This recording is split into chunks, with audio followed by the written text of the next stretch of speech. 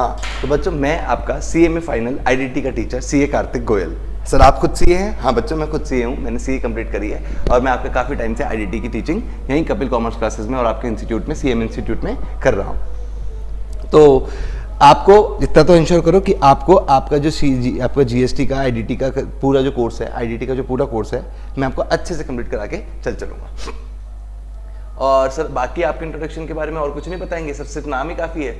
हाँ इतने भारी नाम ही काफ़ी है? नहीं नहीं ऐसी बात नहीं है, ठीक है। ऐसा है कि बाकी जो भी इंट्रोडक्शन है अपना क्लासेस के दौरान हो जाएगा, इससे ज़्यादा तो क्या बताऊँ मैं आपको मेरे बारे में, ठीक है। इतना बता दिया कि मैं कहाँ पढ़ा रहा हूँ, कितने साल से पढ़ा रहा हूँ, ठीक है। तो बाकी इंट्रोडक्शन और भी जो आपके बारे में जानना है क्लासेस में आओ, बीच में इंटरेक्शन के थ्रू होता रहेगा। अभी अपन सब्जेक्ट के जिस पर्पज से मिल रहे हैं, अपन सब्जेक्ट की जानकारी के लिए अपन आपसे मिल लेते हैं। सब्जेक्ट क्या है अपना? सर आईडीटी हमारा सब्जेक्ट है। आईडीटी आप हमें पढ़ाने वाले हैं, तो आप हमें जानते हैं कि आप हमें आईडीटी पढ़ाने वाले हैं। आईडीटी में सर आता क्या क्या है? आईडीटी में आता क्या क्या है सर? आईडीटी में आपकी 4 पार्ट्स में आपको आईडीटी डिवाइड करी गई है। इन 4 पार्ट्स को जैसे अपन करेंगे अपना पूरा का पूरा कोर्स हो जाएगा। It will take 100 to 120 classes to cover your full IDT course. First part is your GST, goods and service tax, and another one is customs. आपने दोनों ही सुने थे। Third one is foreign trade policy and last to go is case studies. Sir what is case studies? आने दो मेरे को, धीरे धीरे हर एक टॉपिक पे आने दो। I will cover all 4। पहला क्या है आपका? गुड्स एंड सर्विस टैक्स, जो कि आप अगर फाइनल में आए हो तो इंटर का सफर तय करके आए हो, बिल्कुल इंटर का सफर तय करके आए हो। तो इंटर के सफर में आपने बिल्कुल जानते हो गुड्स एंड सर्विस टैक्स क्या है। फिर भी बच्चों ऐसे मत सोचना कि हम तो सर इंटर में पढ़ के आए हैं तो आप आगे से लेके चलो। मैं क्या है, आप हो सकता है इंटर में आपने किसी और टीचर से पढ़ाओ, सेल्फ पढ़ाओ, या कुछ डाउट्स रह गए हो इंटर के, थोड़ा लेवल फाइनल से आसान है। तो ऐसा नहीं है कि अगर आपने इंटर में कुछ पढ़ी है चीज़ तो मैं आपको वहीं पे खत्म कर दूं। मैं तो आज आपको आगे लेके चलूंगा, बिल्कुल यकीन रखो मेरी बात को। मैं आपको जीरो से ही स्टार्ट करवाऊंगा, मैं आपको जीरो से स्टार्ट करवाऊंगा। कि हो सकता है आप जिन बच्चों को उनको बड़ा गुस्सा हो सर आगे से नहीं बच्चों, क्योंकि कुछ भी अगर बेस में अगर कोई गलती रह गई, कुछ कंफ्यूजन रह गया, क्योंकि वहां तो डीटी और आईडीटी शायद 7 तक आते थे ना आपके, डीटी और आईडीटी का पेपर साथ में आता था। इसलिए अगर यहाँ पे सेपरेटली 100 मार्क्स का पेपर है तो अगर कुछ भी दिक्कत रह गई आपके बेस में तो वो दिक्कत अब तो उसके बाद तो अब कभी पढ़ाई नहीं होने वाली। इसके बाद तो आप प्रोफेशनल्स, इसके बाद तो आपको डिग्री और आपकी प्रैक्टिस या जॉब, अच्छी सी हैंडसम जॉब आपके हाथ में। तो इसके बाद अगर कोई भी दिक्कत रह गई तो वो क्लियर नहीं होने वाली। तो आज मेरे साथ फाइनल स्टेज है आपके पास, फाइनल स्टेज है आपके पास जीएसटी के बारे में एक एक चीज कवर करने की। तो अपन तो हर सब्जेक्ट हर टॉपिक जीरो से ही स्टार्ट करके चलेंगे, ठीक है। कोई भी बच्चों को आता हो तो वेल एंड गुड, नहीं आता हो तो कोई फिक्र करने की बात है नहीं। सर जीएसटी शुरू कर दें?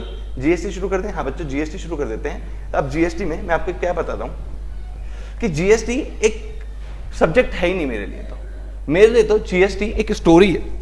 एक स्टोरी है कि मार्केट में एक कहानी है कि मार्केट में अगर कोई जीएसटी नाम से टैक्स लेवी हो रहा है, कलेक्ट किया जा रहा है, गवर्नमेंट को पे किया जा रहा है, तो उसके पीछे का पूरा सिनेरियो, पूरी स्टोरी और बैकग्राउंड उसका क्या है, वो किस तरह से लेवी होता है, किस तरह से कलेक्ट होता है, किस तरह से गवर्नमेंट को पे होता है, ये 3 चीजें मैं आपको बताने वाला हूं। तो सब्जेक्ट तो इसको सोचना भी मत कि सर हमको क्या रीड करना पड़ेगा। एक देखो हमारे 8 सब्जेक्ट है सर, एक जीएसटी है, एक मतलब एक आईडीटी है, एक डीटी है, एक अपना सीएफआर, एसएफएम, ऑडिट, लॉ, इतने सारे कोर्सेज हैं। देखो और सब्जेक्ट को मैं नहीं जानता, आप कोर्स बोल रहे हो, क्या बोल रहे हो, पर मेरे सब्जेक्ट को आप कोर्स बोलने की गलती बिल्कुल मत करना, कोर्स बोलने की बिल्कुल मत करना। स्टोरी है यार, मूवी देखने जाते हो एंटरटेनमेंट होता है, फिर दिक्कत होती है। तो मेरी क्लास तो एंटरटेनमेंट है, एक स्टोरी है जिसके जैसे अगर आपने कोई थिएटर में मूवी देखने गए तो थिएटर में मूवी में बेसिकली मूवी का कॉन्सेप्ट क्या होता है यार?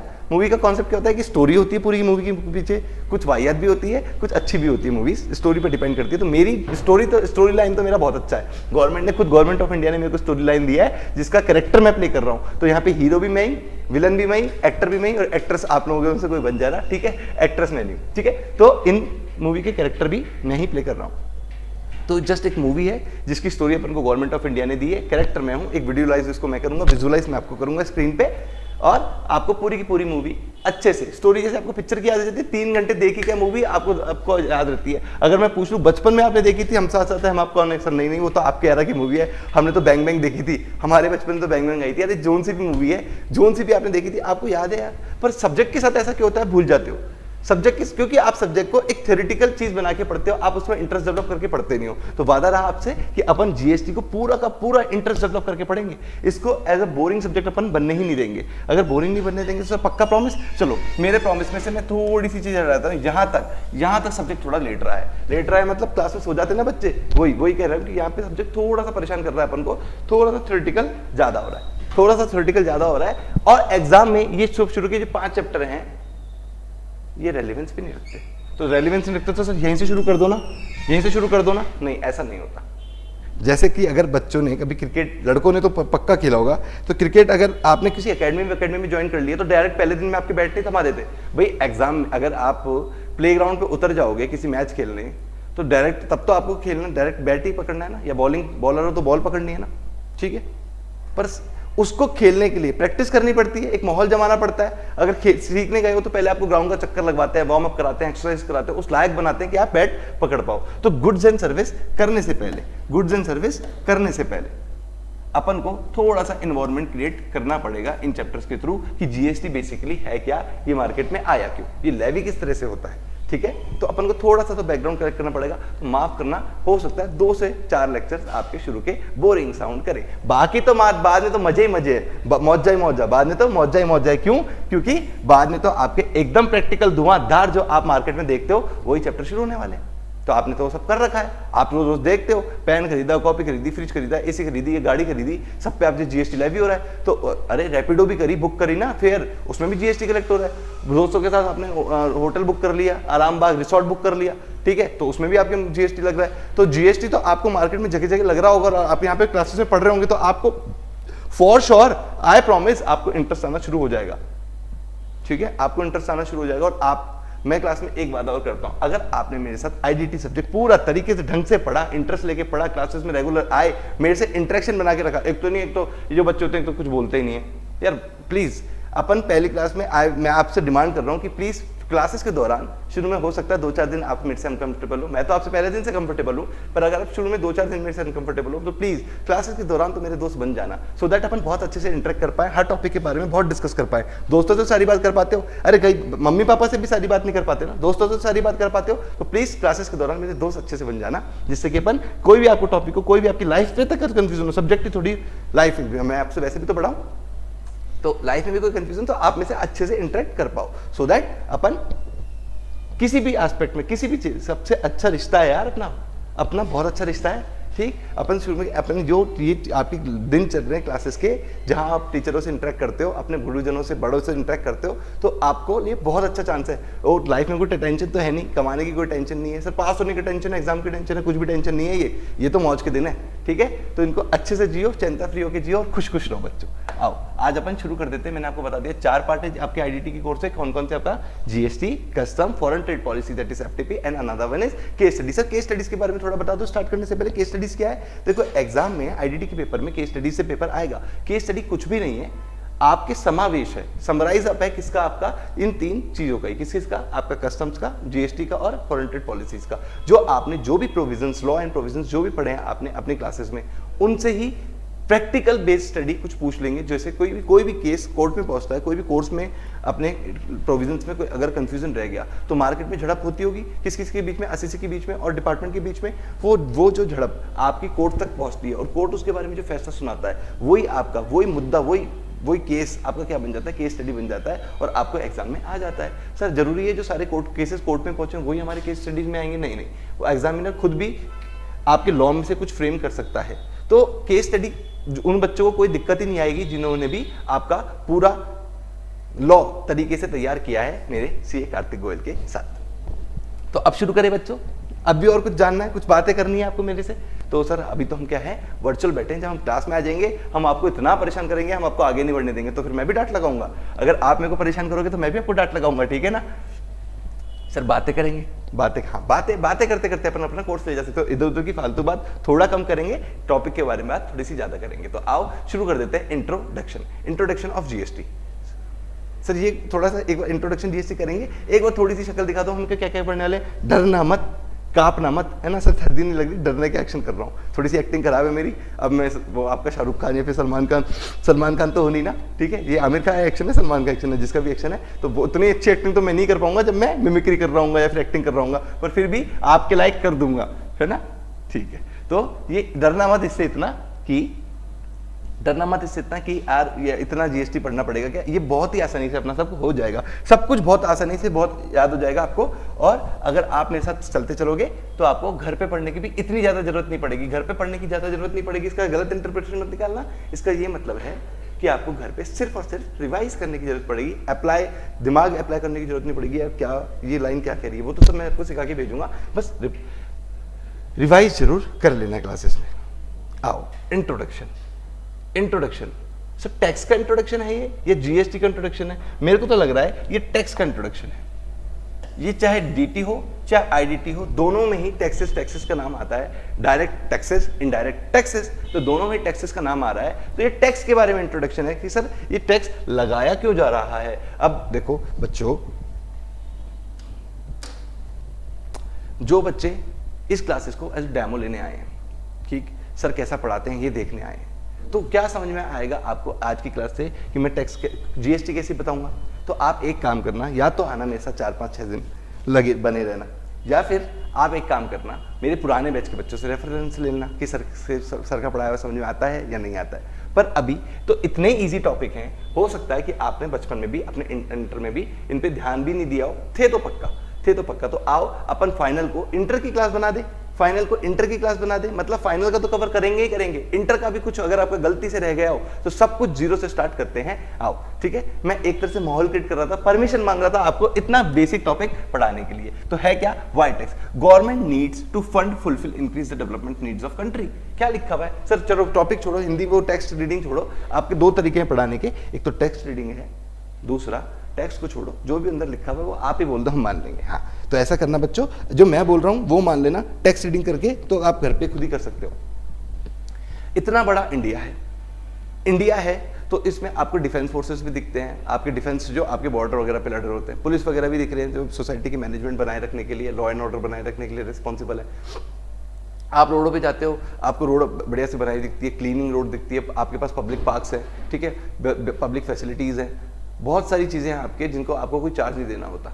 आपके पुलिस स्टेशन में जाके रोज 100 रुपये 200 रुपये जमा कराते हो? नहीं। आपका आर्मी को कुछ रुपए दे रहे हो? नहीं। आप रोड पे चलने को कोई रुपए दे रहे हो? सर टोल टैक्स की बात मत करना, बेसिकली आप जो रोड में घूम रहे हो नहीं, जो आपके बाहर रोज स्वीपर आता है आपके घर के बाहर सफाई कर जाता है, पूरी गलियों में सफाई कर जाता है, आपको कोई पैसा दे रहे हो? नहीं।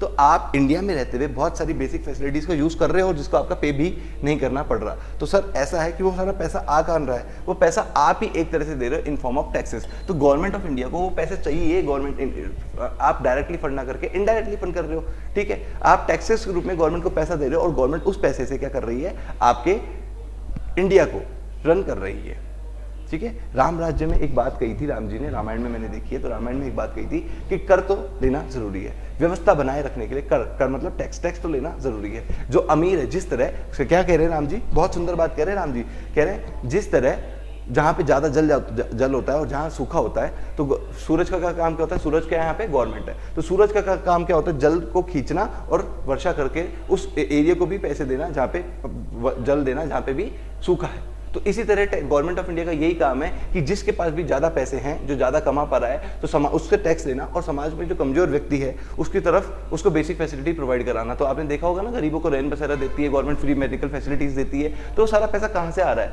अमीर लोगों से टैक्सेस लेके तो आ रहा है, तो ठीक है। इनडायरेक्ट टैक्सेस में तो सबसे टैक्स लिया जाता है, पर टैक्सेस लिया इसलिए जा रहा है कि देश व्यवस्था बनाई जा सके, ठीक है। तो अपन भगवान का नाम भी इस तरह से लेते रहेंगे, तो अपन अपना क्लासेस भी हो जाएगी और भगवान को याद करना भी हो जाएगा। तो वाई टैक्स, तो अपन समझ में आ गया टैक्स। तो अब मैं रीडिंग नहीं कर रहा, टैक्स क्या है? सिर्फ अपने मैनेजमेंट को बनाए रखने के लिए गवर्नमेंट ऑफ इंडिया अपने इंडिया को बनाए रखने के लिए, व्यवस्था बनाए रखने के लिए उसको टैक्स कलेक्ट कर रही है। What is tax? अब टैक्स क्यों कलेक्ट कर रही है? अब देखो ऐसा है कि अगर आपसे कोई पैसे मांग ले, सपोज कर लो आपसे कोई पैसे मांग ले, तो आप दे दोगे क्या? मैंने मांग लिया कि भैया तू काम धंधा कर रहा है तो पैसे दे दे, तो आप मेरे को दे दोगे क्या? मतलब आपके किस बात के सर आपका किस बात का कमीशन? तो फिर मैंने बोला मैं इस एरिया का भाव हूँ, भाव समझता, भाव समझता है, ठीक, भाव समझता है, तो तेरे को पैसा देने का अपना एरिया है, अपना हफ्ता देना पड़ेगा तेरे को, है तेरे को हफ्ता देना पड़ेगा रे, ठीक है। अगर तेरे को हफ्ता देना पड़ेगा तो फिर वो हफ्ता किसी गुंडागिरी है ना वो। अगर वो गुंडागिरी से अगर कोई पैसा खरीदे ले ले आपको, तो उसको क्या बोलते हैं? Extortion of money. तो यही बोल रहे हैं, what is tax? Tax is extortion of money. Government आपसे हफ्ता वसूली कर रही है, बस उसको लीगल क्या करा दिया? एक्ट में लिख के। ये एक्ट, ये ACT वाला एक्ट नहीं है, ये ए कैपिटल आएगा एक्ट में, क्योंकि ये एक्टिंग वाला एक्ट नहीं है, ये एक्ट वाला एक्ट है ना, है ना। तो ये एक्टिंग वाला एक्ट है। अब मैं क्या कहना चाहता हूं कि एक्सटॉर्शन ऑफ मनी किया थ्रू एन एक्ट किया, तो ये लीगल हो गया, तो ये लीगल हो गया।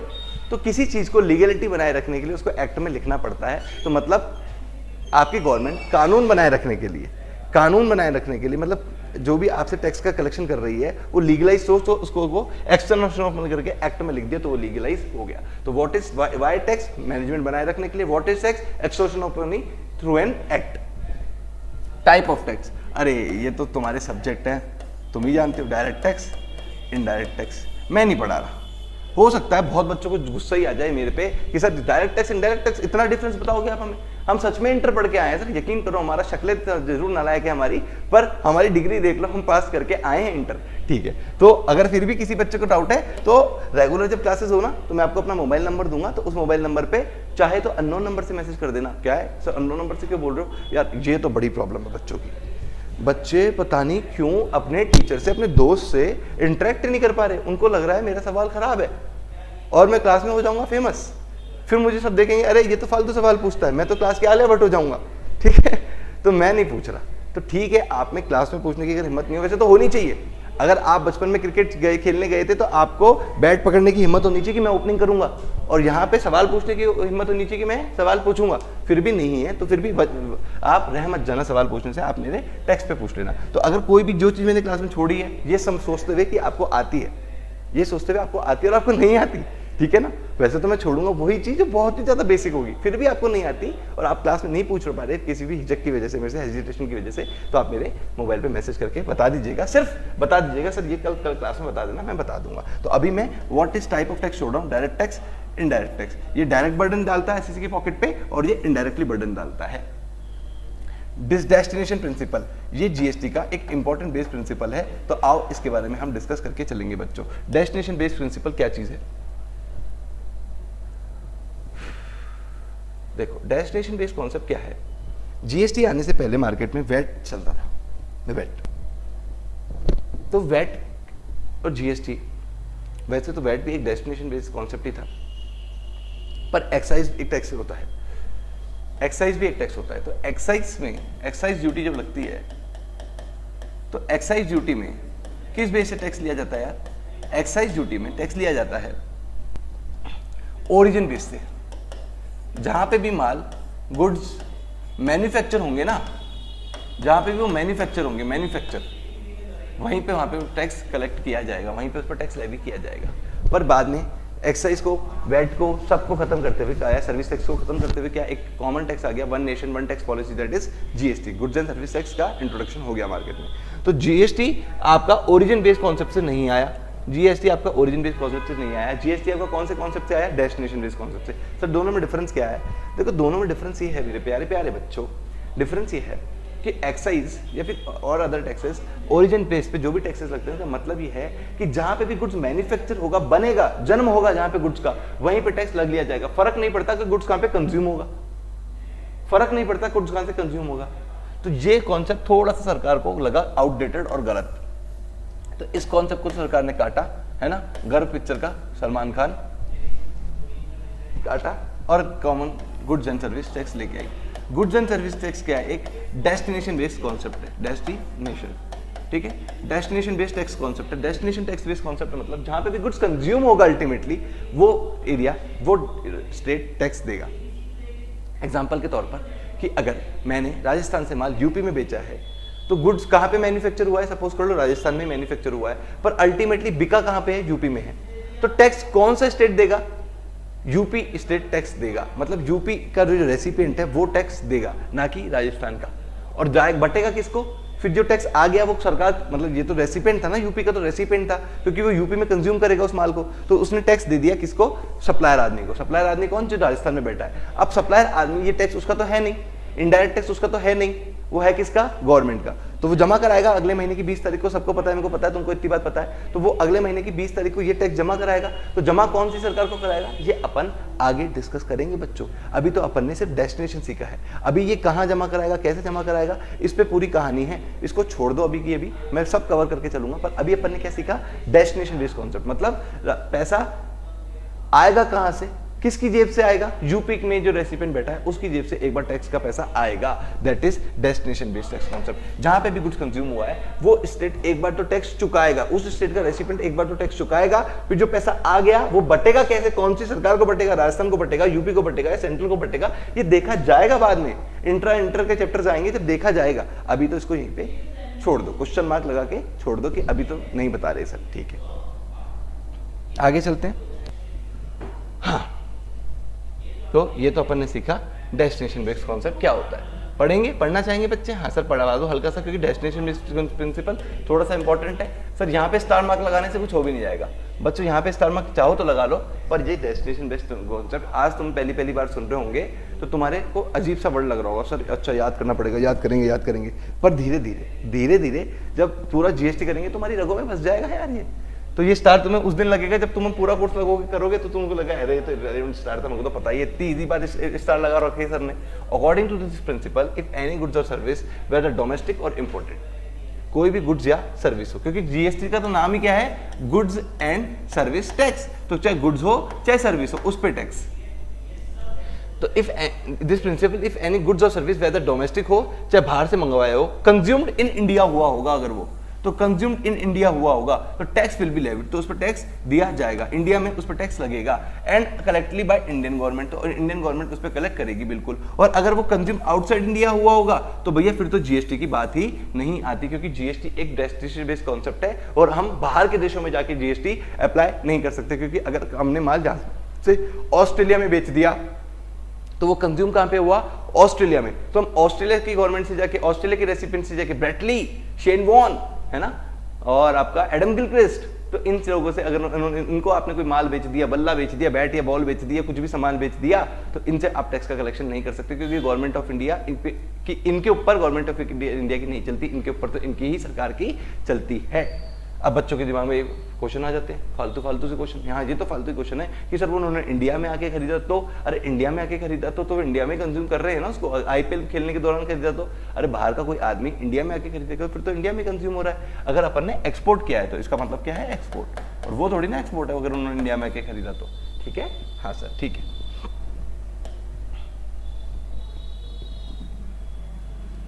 अब है वाई जीएसटी,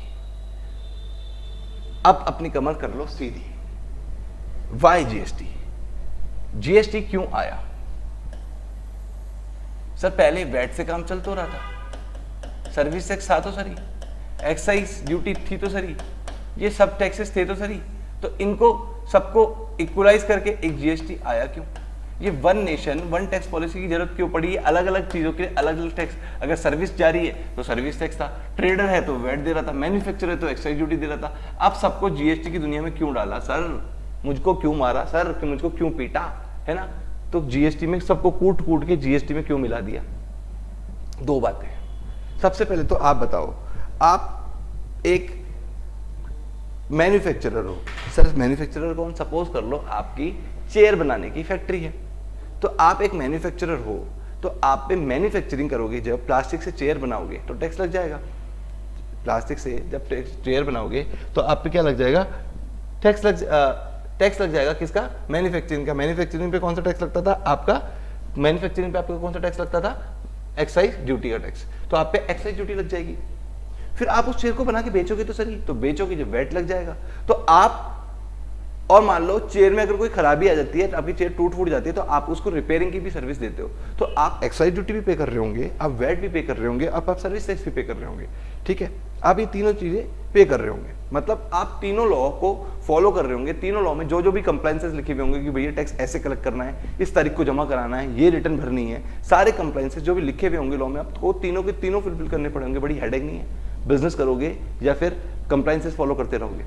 अरे बैंक में आजकल बैंकिंग इतनी ईजी होती जा रही है, चलो बैंकिंग तो छोड़ो, अगर कोर्ट में एक केस लग जाता है, अगर चालान भी जब्त हो गया, बड़ा तो छोड़ो, ठीक है, आपकी लाइफ में बड़ा विवाद तो भगवान करे ना आए कभी भी किसी के बच्चे के, पर सिर्फ चालान तो कई बच्चों के हुए होंगे, कोर्ट में जब्त हो गए, है ना। कई बार तो पुलिस स्टेशन वहीं पे पुलिस ऑफिसर जो आपके ट्रैफिक पुलिस होती है वहीं पे आपके चालान काट देती है, कई बार कोर्ट के लिए रख लेती है। तो अगर कोर्ट तक आपका लाइसेंस भी पहुंच गया तो उसमें भी आपकी क्या होता है, झमेला फफूंद हो जाती है, दिक्कत तो हो जाती है ना यार, हो जाती है ना, जिसको आप इन्हीं बेसिक वर्ड से बोलते हो, यार झमेला हो गया रे यार, अरे यार फालतू का रायता फैल गया यार, है ना। तो जाना पड़ता है ना कोर्ट, तो दिक्कत आ जाती है, तो दिक्कत आ जाती है, तो कंप्लायंसेस फॉलो करने में तो दिक्कत है, कोर्ट में इतने सारे कंप्लायंसेस हैं, तो कंप्लायंसेस फॉलो करने में दिक्कत आ रही है, इसलिए उन्हीं दिक्कतों को मिटाने के लिए जीएसटी का जन्म हुआ है ना। जब अत्याचारी बहुत बढ़ रहे थे तो भगवान कृष्ण का जन्म हुआ है, अब भी वापस से हमको जरूरत है भगवान कृष्ण की, है ना, नए रूप में। तो क्या कह रहा है कि इतने सारे कंप्लायंसेस थे, उसको उनको सबको मिटा के कौन आया, आपका जीएसटी आया। दूसरा क्या है, अब मैंने जिसके लिए आपकी कमर कसवाई थी वो दूसरा वर्ड क्या है, कास्केडिंग। दूसरा रीजन क्या है जीएसटी के आने का, कास्केडिंग इफेक्ट को मिटाने के लिए। सर ये कास्केडिंग इफेक्ट होता क्या है, बहुत इजी है टर्म तो, कि कास्केडिंग इफेक्ट क्या होता है, टैक्स ऑन टैक्स, टैक्स पे टैक्स लग जाना, इस कास्केडिंग इफेक्ट, टैक्स पे टैक्स लग जाने की वजह से चीज महंगी हो जाती है अल्टीमेटली मार्केट में, उसी को मिटाने के लिए कि सर भाई किसी गुड्स या सर्विस पे एक ही बार टैक्स लगना चाहिए, बार बार टैक्स नहीं लगना चाहिए। तो एक ही बार टैक्स लगेगा तो अल्टीमेटली कंज्यूमर को वो चीज सस्ती पड़ेगी। सपोज कर लो ये मेरा OnePlus का फोन है, अगर मेरा OnePlus का फोन है, अगर ये 20,000 की इसमें मैन्युफैक्चरिंग है और 10,000 का प्रॉफिट है बनाने वाले का, तो 30,000, और सरकार ने बोला कि हम तो भैया इस पर 10% तो जीएसटी लेंगे, तो कितना हो गया, 30,000 पे 10%, 3,000, तो 33,000 रुपये का अल्टीमेटली को मेरे को पड़ेगा। पर सरकार ने बोला हम 10,000 पे तो जीएसटी लेंगे, 10% तो जीएसटी लेंगे, 10% सर्विस भी ले लेंगे, तो अब मेरे को ये फोन कितने का पड़ेगा, 36,000 रुपये का। मतलब जितना ज्यादा टैक्स एक गुड्स पे या सर्विस पे लगता जाएगा, अल्टीमेटली कंज्यूमर को वो चीज उतनी महंगी पड़ती जाएगी, ठीक है। तो इसको एलिमिनेट करने के लिए कि गुड्स पे बार बार टैक्स पे टैक्स ना लगे, इसलिए जीएसटी का जन्म हुआ है। इस टैक्स पे टैक्स लगने वाले प्रोसेस को क्या बोलते हैं, कास्केडिंग इफेक्ट। सर पुराने लॉ में वैट में, सर्विस में, आपके एक्साइज ड्यूटी में आप इनको प्रूफ कर सकते हो क्या सर कि इस पे टैक्स लग रहा था। हाँ बच्चों मैं प्रूफ कर सकता हूं, मैं बिल्कुल प्रूफ कर सकता हूं, बेसिक क्लास में हम करेंगे ही। अभी बस नेक्स्ट टॉपिक मेरा वही है, आओ अपन प्रूफ करने की कोशिश करते हैं कि टैक्स पे टैक्स क्या होता है और कैसे लग रहा था। मेरे को एक थोड़ी सी खाली स्पेस चाहिए जो कि मेरे को मिल गई, ये लो जूम करके जगह बड़ी कर लेते। आदि यू आर सो इंटेलिजेंट, है ना।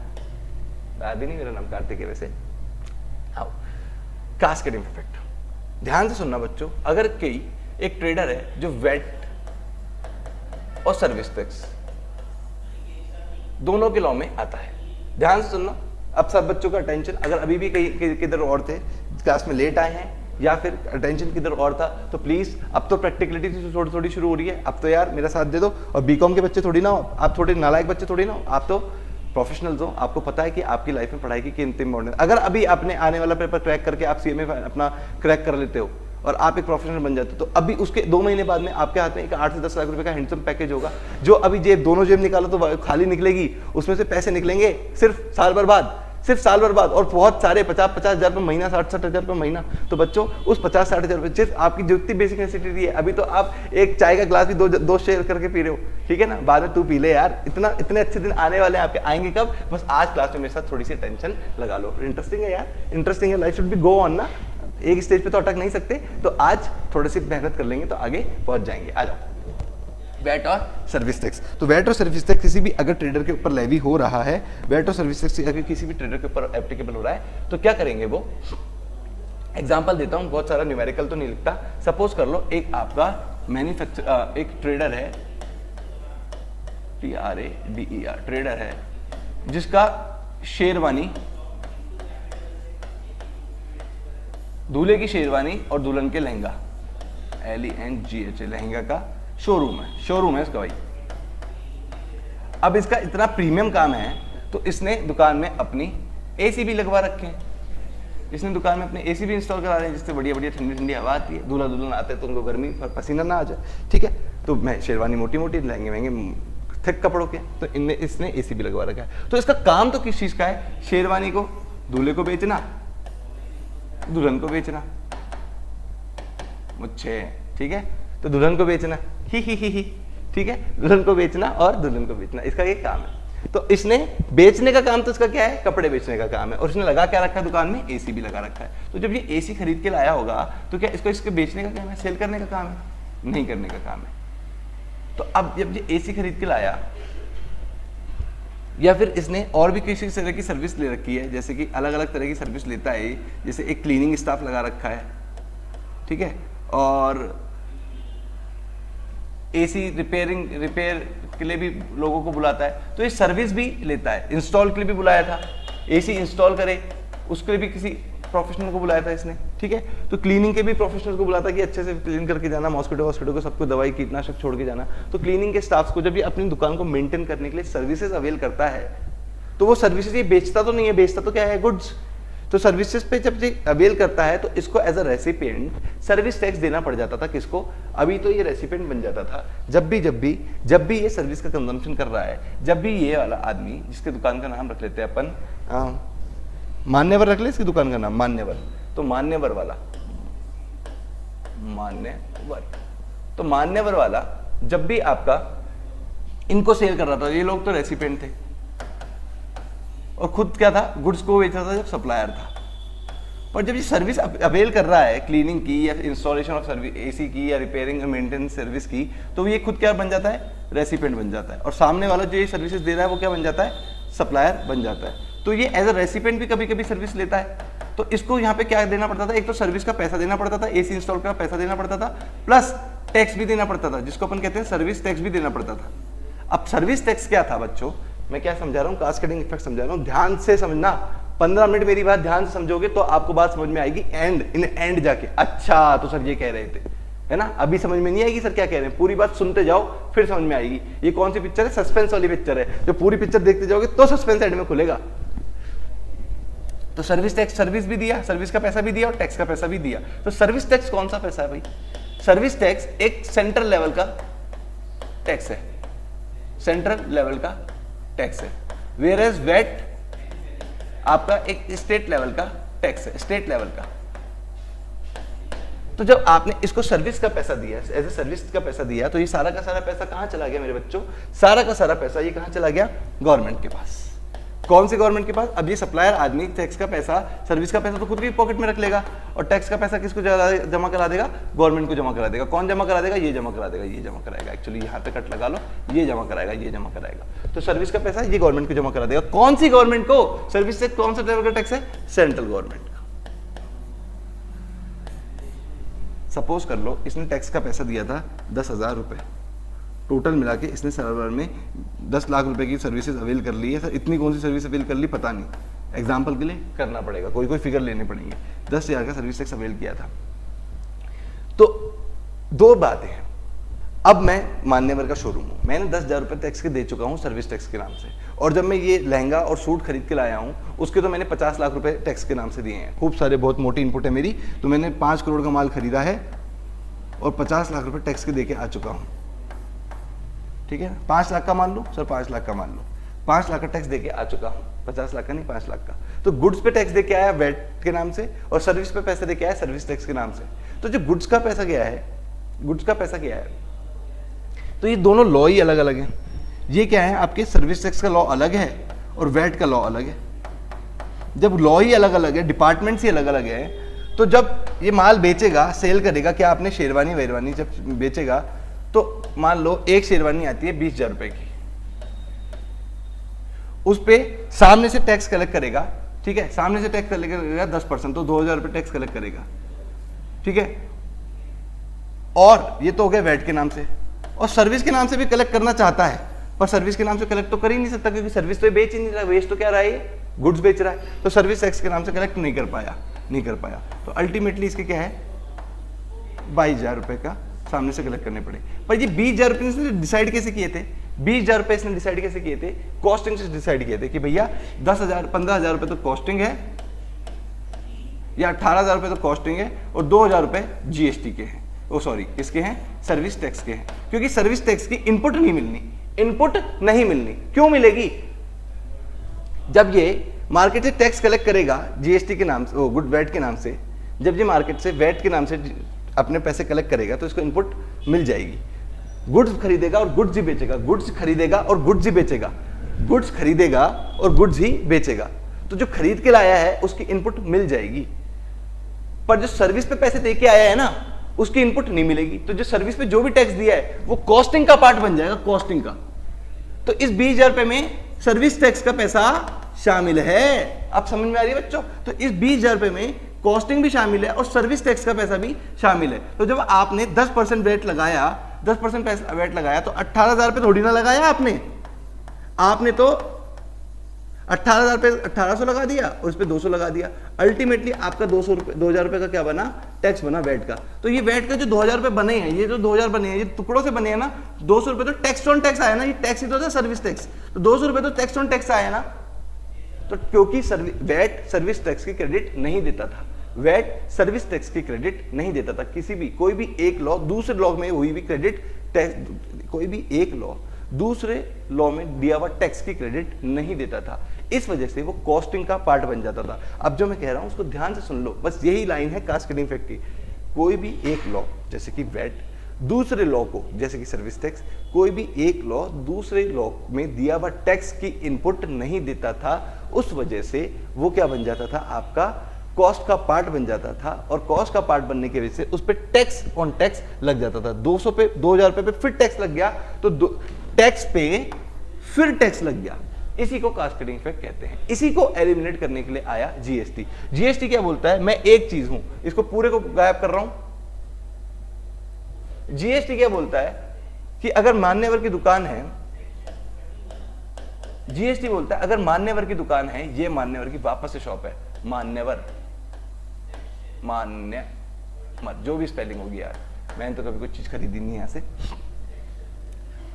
तो अगर आपने एसी ली है, क्लीनिंग ली है, या माल गुड्स खरीदे हैं, आपने एसी लिया है, इंस्टॉल किया है या रिपेयर किया है, आपने क्लीनिंग की सर्विसेज ली है, या आपने फूड एंड बेवरेजेस की सर्विस ली है, जो भी आपने ली है, या फिर आपने सच में गुड्स खरीदा है, इस सब पे जब आप चुकाओगे तो जीएसटी ही चुकाओगे, टैक्स के नाम पे जीएसटी चुकाओगे। और जब बेचोगे तो जीएसटी ही कलेक्ट करोगे। तो जीएसटी कलेक्ट किया उसको आउटपुट टैक्स बोल देंगे, और जीएसटी जो पे करके आया इसको इनपुट टैक्स बोल देंगे, और ये पूरी की पूरी इनपुट इस पूरी की पूरी आउटपुट से सेटअप होने लायक रहेगी। तो टैक्स पे टैक्स नहीं लगेगा।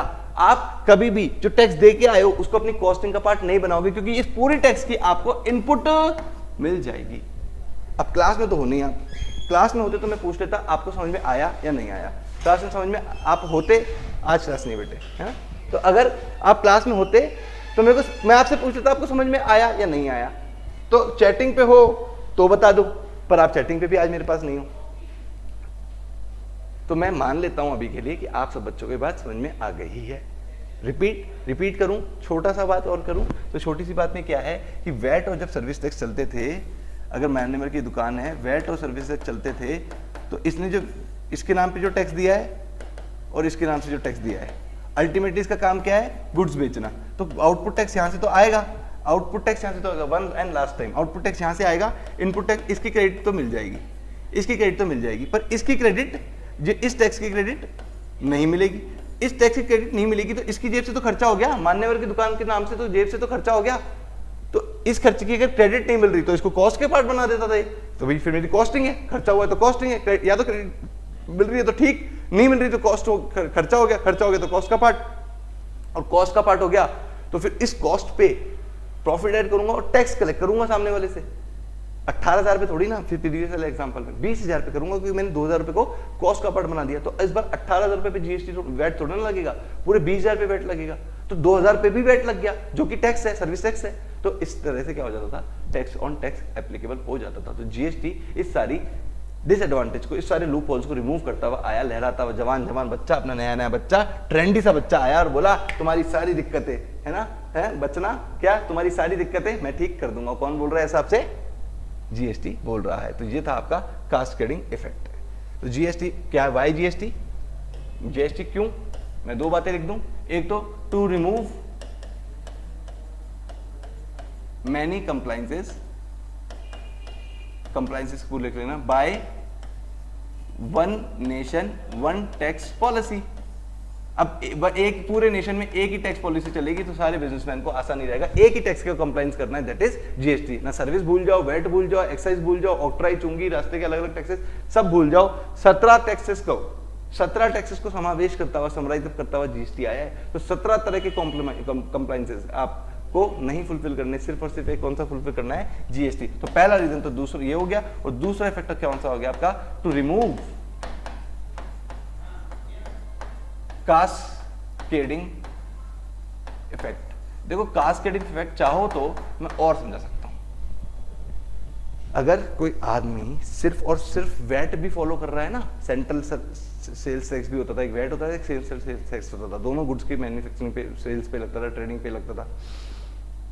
अगर आप चाहो कि कास्केडिंग इफेक्ट और समझाओ सर, तो आप मेरे से कम्युनिकेट करना पड़ेगा। अभी इस वर्चुअल क्लास में जहाँ पे मेरे साथ कुछ नहीं है, मैं अकेला स्टूडियो में रिकॉर्ड कर रहा हूँ, तो मेरे को पता नहीं है आपको कितना आया समझ में। शक्लों से भी समझ में आ जाता है, शक्लें देखता हूँ तो भी समझ में आ जाता है कि हाँ इनके बच्चों को नहीं आया, तो फिर मैं और इलेबरेट कर देता हूँ। आपको बोलने की जरूरत ही नहीं पड़ती सर समझ में नहीं आया, मैं शक्लें देख के ही पहचान लेता हूँ, पर अभी तो कुछ भी नहीं है, ठीक है। तो क्लास में आओगे तो आप चाहोगे सर कास्केडिंग इफेक्ट को और समझाओ, तो मैं और समझा सकता हूँ। सिर्फ और सिर्फ जहाँ पे सिर्फ वैट लगता है ना, वहाँ पे भी कास्केडिंग इफेक्ट हो जाता था यार, इतनी दिक्कत थी पुराने लॉ में, इसलिए जीएसटी आया। तो पुरानी वाली को क्यों बाय बाय किया आपने, अरे पुरानी वाली को मतलब पुराने वाले फ्रेंड को, पुरानी वाली फ्रेंड को क्यों बाय बाय किया आपको, नई वाली फ्रेंड के पास, जीएसटी के पास क्यों गए, क्योंकि पुरानी वाली में कुछ दिक्कतें थी। क्या दिक्कतें थी, ये दिक्कतें थी। यहाँ पे इन्होंने फिगर से समझाने की कोशिश करी है, जो कि मैंने आपको बता ही दिया है। तो why GST, to remove cascading effect and one nation one tax policy करके आपके बहुत सारे कंप्लायंसेस को रिमूव किया जा सके, इसलिए आपके जीएसटी आया है। सर बोर्डिंग क्लासेस हो रही है, हाँ लगता है हो रही होगी, क्योंकि दो रीजन है ना, एक तो मैं स्टूडियो में कल रिकॉर्ड कर रहा हूँ, दूसरी बात प्रैक्टिकल नहीं चल रहा है सब्जेक्ट अभी। और आएंगे कुछ शैतान बच्चे मिलेंगे क्लास में मेरे को, कुछ शैतान बच्चे जो अभी देख रहे होंगे क्लास को, अपने आप को अच्छे से पहचानते हैं, हाँ सर मैं शैतान। वो आते हैं क्लास में, मेरे से तो वो रंग जमाते हैं, उनको डांट डांट के कंट्रोल में रखना पड़ता है, भैया चुप हो जा पढ़ ले, ठीक है। तो आओगी क्लास में तो मजा आएगा। Difference of basis of difference pre GST and post GST. GST के आने से पहले क्या हो रहा था, बाद में क्या हो रहा था, छोड़ो, थोड़ा सा पढ़ देते हैं। मल्टीपल टैक्सेस लग रहे थे, जैसे कि central VAT, central tax, service tax, that is total 17 taxes को मिला के आपका क्या आ गया, वन जीएसटी आ गया, जिसका नाम दिया हुआ है one nation one tax policy. One taxable element उसमें कन्वर्ट होता है सिर्फ सप्लाई।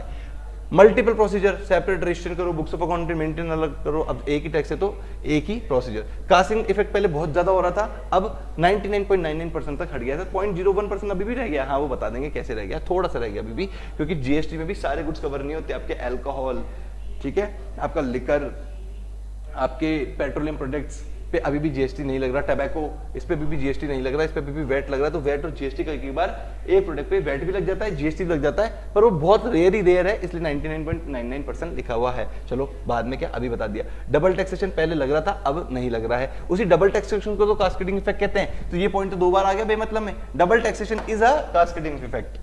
पर्सन, पहले मैन्युफैक्चरर के नाम से अलग डेफिनेशन थी, सर्विस के नाम से अलग डेफिनेशन थी, अब ट्रेडर के नाम से अलग डेफिनेशन थी। अब तो सिर्फ दो ही पर्सन है अपने, या तो सप्लायर है या रेसिपिएंट है, ठीक है। पहले ट्रेडर होगा तो वैट, सर्विस प्रोवाइडर होगा तो सर्विस टैक्स, और अगर मैन्युफैक्चरर हो गया तो आपका एक्साइज ड्यूटी। तो डेफिनेशन लिखनी पड़ती थी कि मैन्युफैक्चरर कौन है, ट्रेडर कौन है, सर्विस प्रोवाइडर कौन है। इस बार कुछ भी डेफिनेशन नहीं लिखनी, इस बार सिर्फ एक ही जने की डेफिनेशन लिखनी है कि सप्लायर कौन है और रेसिपिएंट कौन है। ये low level, intra, interstate, international. यहाँ पे सिर्फ दो लेवल है, इंट्रा स्टेट एंड इंटरस्टेट। और जो international will also be called as inter, international को भी इंटर ही कहा जाता है। तो यहाँ पे सिर्फ दो लेवल है, इंट्रा और inter.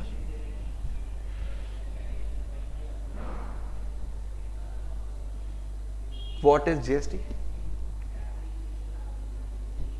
What is GST? Sir goods and service tax, बस। मैं तो इतना जानता हूं, मार्केट में जितनी भी चीजें बिक रही है, जितनी भी बड़ी दुनिया जानते हो, वर्ल्ड जितना भी बड़ा जानते हो, जिसमें जितने भी तरह के ट्रांजैक्शंस हो रहे हैं, जितने भी तरह के बिजनेस हैं, कसिनो, अगर आप उल्टे सीधे बिजनेस की बात करो जो आपके दिमाग में जनरली नहीं आते हैं, साड़ी की दुकान, बैट स्पोर्ट्स की दुकान है ना, कपड़ों की दुकान, टिम्बर की दुकान, फर्नीचर की दुकान, लाइट्स की दुकान, पेन, कंप्यूटर्स की दुकान, ये तो आपके दुकान में दिमाग में जल्दी आ जाती है। और कुछ सोच लो, फ्लाइट्स, होटल्स, ठीक है, आपके कसिनोज, जो भी उल्टी फुल्टी तरह की जितनी भी चीजें आप सोच सकते हो, इंक्लूडिंग नॉर्मल, जितनी भी तरह की चीजें सोच सकते हो, या तो वो गुड्स हैं या वो सर्विस है। इसलिए मार्केट में पूरे इंडिया में सिर्फ और सिर्फ एक ही टैक्स चल रहा है बिजनेस पे जो लगता है, जो कि जीएसटी है। तो what is GST? It's an tax of goods on service. या तो गुड्स होगी या सर्विस होगी, और अगर गुड्स या सर्विस में से कोई भी एक चीज होगी ही होगी, या तो गुड्स होगी या सर्विस होगी, और होगी दोनों में से कोई भी एक चीज होगी तो उस पर जीएसटी लैवी हो जाएगा। तो what is GST? It's tax on goods and service. तो इसका टैक्सेबल इवेंट क्या है यार? जीएसटी टैक्सेबल इवेंट क्या है? Supply is a taxable event. भूल जाओ सप्लाई क्या होती है, भूल जाओ सप्लाई क्या होती है, सर भूल जाए। अभी तो आप कह रहे हो जीएसटी में सबसे इंपॉर्टेंट सप्लाई वर्ड है, तो आएगा जब बता दूंगा। अभी आपको सप्लाई के बताने से समझ में कैसे आएगा? अभी भूल जाओ कुछ होता है सप्लाई। तो अभी तो जितना अभी तो क्या है, आपके स्टीव जॉब्स ने एक बात कही थी, लाइफ कैसे चलती है, ऐसे ऐसे dot dot dot dot dot dot dot लगे हुए हैं, ऐसे ना dot dot dot dot dot dot dot लगे हुए हैं। कभी आपने इस डॉट को फिल कर दिया, समझ में नहीं आ रहा, कभी इस डॉट को फिल कर दिया, समझ में नहीं आ रहा, कभी आपने फिर इस डॉट को फिल कर दिया, समझ में नहीं आ रहा, कभी आपने इस डॉट को फिल कर दिया, समझ में नहीं आ रहा। पर जब आपने इस डॉट को फिल कर दिया और इस डॉट को फिल कर दिया, तब समझ में आया कि आपने 2 बनाया है। सर ये क्या वाहियत से एग्जाम्पल दिया? वाहियत से एग्जाम्पल का मतलब ये है कि अभी आप उस डॉट में से कुछ पिक करते चलो, कुछ पिक करते हुए चलो। एंड में जब पूरा सारे डॉट कनेक्टेड हो जाएंगे, तब आपको पता लग जाएगा आपने ये चीज क्यों पढ़ी थी। अब अच्छा एग्जांपल है, तो आपको पता लग जाएगा कि आपने ये चीज क्यों पढ़ी थी। तो मैं क्या बता रहा हूं कि सप्लाई का जो वर्ड है अभी मैं स्किप करा रहा हूं, और इस टॉपिक में से मैं जो भी पढ़ाऊं सिर्फ पिक कर लो। अभी इस टॉपिक में से मैं जो भी पढ़ाऊं सिर्फ पिक कर लो, सर ये बताना चाह रहे हैं, और बाद में वो आपका कंप्लीट पिक्चर बन जाएगी आपकी। ठीक है, सस्पेंस वाली मूवी ऐसी तो चलती है, यहाँ पे कुछ बता दिया, फिर यहाँ कुछ बता दिया, फिर यहाँ कुछ बता दिया, अल्टीमेटली सारी बातें जाके एंड में सब समराइज हुई। तो origin and destination in same state union territory मैं आपको बता चुका हूं। इंटर भी मैं आपको नहीं बता रहा, मैं अपने हिसाब से पढ़ाऊंगा, बुक के हिसाब से नहीं पढ़ाऊंगा। ये भी मैं आपको नहीं पढ़ा रहा, मैं सब अपने हिसाब से पढ़ाऊंगा कि किस हिसाब से आपको जीएसटी कंपनी कराना है, मैं देख लूंगा। रुक जाओ। जीएसटी लॉ ये मेरे को पढ़ाना है, ये लास्ट है जो आज अपन एक शूट में रिकॉर्ड कर रहे हैं। इसके बाद की शूटिंग रिकॉर्डिंग अपने नेक्स्ट क्लास में होगी। तो आज ही अभी मेरे को कुछ काम है, तो आज जाके मैं आऊँगा और आपको शाम को ही सेकंड में शूट कर लूँगा। तो कि सर शाम इन्हीं कपड़ों में मिल जाऊँगा मैं आपको, है ना। तो आपको पता लग जाएगा कि सर आज ही सर कपड़ों से दिन डिसाइड होते हैं हमारे, तो रोज एक ही कपड़े होते हैं, हम तो नहाते ही नहीं। सर्दियों तो पूरी चली गई, हम तो 4-4 हफ्ते में एक बार नहाए। ऐसे हो क्या तुम लोग? रोज नहा के आना, अब तो गर्मी आ गई, ठीक है। या परफ्यूम तो लगा ही आना फिर। देखो अपन जीएसटी पढ़ने वाले हैं, अगर अपन जीएसटी पढ़ने वाले हैं बच्चों, ठीक है, जोक्स अपार्ट एक जगह, अगर अपन जीएसटी पढ़ने वाले हैं तो अब मैंने कस्टम्स को, फॉरेन ट्रेड पॉलिसी को, केस बेस्ड स्टडी को अलग रख दिया, सिर्फ जीएसटी में आ चुका हूँ, इतना तो आपको पता ही है। तो अगर मैं जीएसटी पढ़ने वाला हूँ तो जीएसटी लॉ किससे बना है?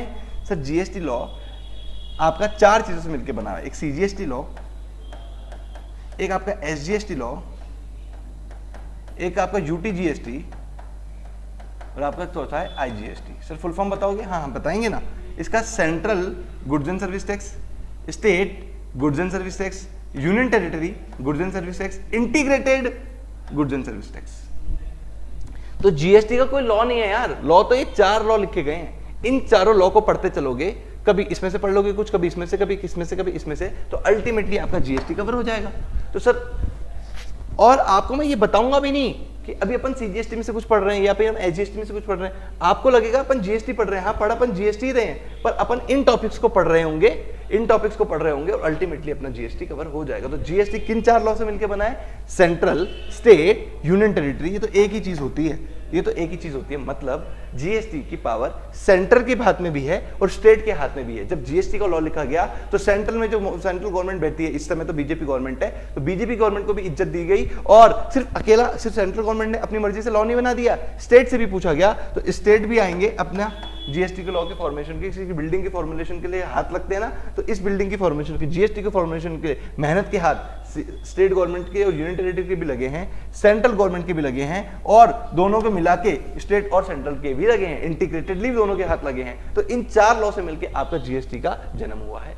ठीक है, इन 4 लोगों ने मेहनत करी है तो आपका जीएसटी का जन्म हुआ है। तो जीएसटी अपन इन 4 लोगों की में क्या क्या लिखा हुआ है, अपन ये पढ़ लेंगे तो अपना जीएसटी हो जाएगा। और अच्छी बात, मतलब मजेदार बात तो ये है कि आप अपन जब ये पढ़ रहे होंगे, अपन ये नहीं पढ़ेंगे कि अपन सीजीएसटी पढ़ रहे हैं, मैं बोलूंगा अपन जीएसटी पढ़ रहे हैं। जब अपन एसजीएसटी पढ़ रहे होंगे, मैं ये नहीं बोलूंगा अपन एसजीएसटी का सेक्शन पढ़ रहे हैं, मैं बोलूंगा अपन जीएसटी पढ़ रहे हैं। तो आपको बस ये शुरू की क्लास में जान लेना जरूरी होता है कि ये 4 लॉ से बना है। अल्टीमेटली तो आपको यही ध्यान रखना है कि अपन जीएसटी पढ़ रहे हैं। खत्म, बोल जय जय श्री राधे। ठीक है, अब सर ये एक टर्मिनोलॉजी बच गई अपनी, क्या करूं, टाइम की कमी रहती है। GST compensation cess. Sir compensation क्या होता है, और द कॉन्स्टिट्यूशनल अमेंडमेंट एक्ट 2016, ये तो छोड़ो क्या होता है। कॉम्पनसेशन सेस क्या होता है, ये चीज चलो लास्ट में बता देता हूँ। कॉम्पनसेशन सेस क्या होता है। एक्चुअली जब जीएसटी का जन्म हुआ, जीएसटी किसको तोड़ के आया था, एक्साइज ड्यूटी को खत्म करके आया था, मैन्युफैक्चरिंग वैट को खत्म करके, सर्विस टैक्स को खत्म करके जीएसटी का आया था। तो भैया कुछ स्टेट ऐसे थे जो मैन्युफैक्चरिंग स्टेट थे, जैसे कि मान लो आपका महाराष्ट्र स्टेट है ना, यूपी का स्टेट माने सर, है ना, कुछ स्टेट्स ऐसे हैं इंडिया में जो मैन्युफैक्चरिंग पे ज्यादा ध्यान देते हैं, जिनके यहाँ पे बड़ी बड़ी यूनिट्स है, फैक्ट्रीज हैं। आपके राजस्थान में किसी तरह की ज्यादा फैक्ट्रीज नहीं है, पर राजस्थान की पॉपुलेशन ज्यादा है तो कंजम्पशन ज्यादा होगा। यूपी में कंजम्पशन ज्यादा है, कई स्टेट्स में कंजम्पशन ज्यादा है तो कई स्टेट्स में मैन्युफैक्चरिंग ज्यादा है। तो जिस स्टेट में मैन्युफैक्चरिंग ज्यादा थी उस स्टेट को किस नाम से टैक्स का कलेक्शन हो रहा था मेरे प्यारे प्यारे बच्चों, बोलो बोलो बोलो, एक्साइज ड्यूटी के नाम से कलेक्शन हो रहा था। अब जब जीएसटी का जन्म हुआ तो उन स्टेट की गवर्नमेंट को पता लग गया कि भैया हमारे स्टेट का बहुत नुकसान होने वाला है, क्योंकि अब मैन्युफैक्चरिंग पे नहीं कंजम्पशन पे टैक्स लगने वाला है। तो जब कंजम्पशन पे टैक्स लगने वाला है तो अब वो राज्यों के जेब में पैसा जाएगा जो कंज्यूम ज्यादा कर रहे हैं। अभी तक तो उन राज्यों के पैसे पे जेब में पैसा जा रहा था जो मैन्युफैक्चरिंग ज्यादा कर रहे थे, पर अब उन राज्यों के पैसे में जेब में पैसा ज्यादा जाएगा जो कंजम्पशन ज्यादा कर रहे थे। उन्होंने विवाद खड़ा कर दिया, विवाद मतलब अपना हाथ खड़ा कर दिया, हम ये नहीं होने देंगे, है ना। वो धरने पे बैठ गए, उन्होंने मोर्चा लगा दिया कि हम जीएसटी को नहीं आने देंगे। तो जो है नया नया आने कोई चीज आती है तो उसको किसी भी तरह के विरोध का सामना तो करना पड़ता है। तो जीएसटी को उन राज्यों को विरोध का सामना करना पड़ा, और जीएसटी कोई अकेला तो आया नहीं, सेंट्रल भी आएगी, स्टेट भी आएंगे, तभी जीएसटी बनेगा। तो उन राज्यों को शांत कराने के लिए ठंडे छींटे मारे, किसके नाम से, कॉम्पनसेशन सेस के नाम से। एक्ट 2017 जब जीएसटी आया था तभी शुरू में इसके ठंडे छींटे मारे कॉम्पनसेशन सेस के नाम से कि हे मैन्युफैक्चरिंग स्टेट हमारी बात सुनो, कि जब भी जीएसटी का कलेक्शन होगा और तुमको अगर कम टैक्स का रेवेन्यू हुआ इस साल हुआ जो पिछले साल हो रहा था, जो वैट और सर्विस और एक्साइज के होने से तुम्हारे को जितना भी टैक्स का कलेक्शन, जितनी भी तुम्हारी कमाई हो रही थी और जीएसटी के आने से अगर कम हुई, तो जो डिफरेंस है वो हम तुम्हें देके चलेंगे। डिफरेंस हम तुम्हें कॉम्पनसेशन के नाम से कंपनसेट करके चलेंगे, जिससे कि तुम्हारे को कोई विवाद न रह जाए। विवाद है ज्यादा किसका, पैसे का, तो पैसे का विवाद ज्यादा दिन तक मत उठाना, हम खत्म करके चलेंगे। ये है कॉम्पनसेशन सेस। तो कॉम्पनसेशन सेस किन राज्यों को मिल रहा है, जिनका जीएसटी के आने से थोड़ा सा नुकसान हुआ था, पर पूरे टैक्स में ये बात आपके कहीं काम में नहीं आनी, पर नॉलेज तो होनी चाहिए, ठीक है, नॉलेज तो होनी चाहिए। अब अपन यहाँ से पढ़ेंगे, कल से अपन नेक्स्ट रिकॉर्डिंग क्लास शूट करेंगे, जब अपन कल से पढ़ेंगे। आज की क्लास के लिए मैं आपसे यहीं वाइंड अप करता हूँ, तो विदा लेता हूँ थोड़ा सा आपसे। तो बाय बाय बच्चों, फिर मिलेंगे अपन